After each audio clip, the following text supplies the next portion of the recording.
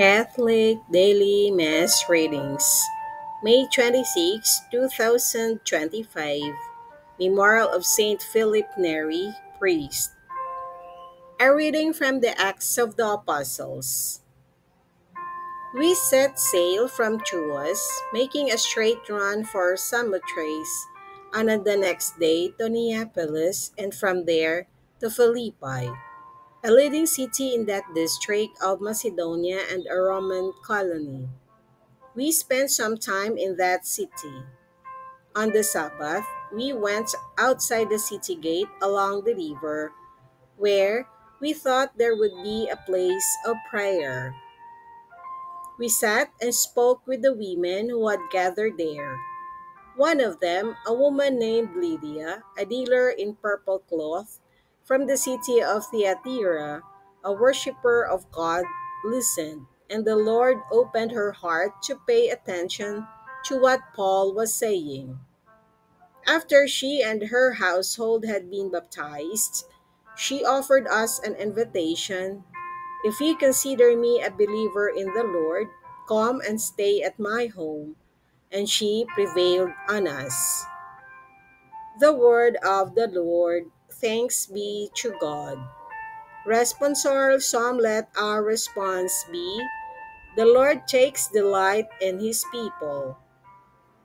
Sing to the Lord a new song of praise in the assembly of the faithful. Let Israel be glad in their Maker. Let the children of Zion rejoice in their King. The Lord takes delight in his people. Let them praise his name in the festive dance.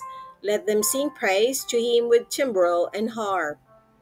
For the Lord loves his people, and he adorns the lowly with victory. The Lord takes delight in his people. Let the faithful exult in glory. Let them sing for joy upon their couches. Let the high praises of God be in their throats. This is the glory of all his faithful. Alleluia. The Lord takes delight in his people.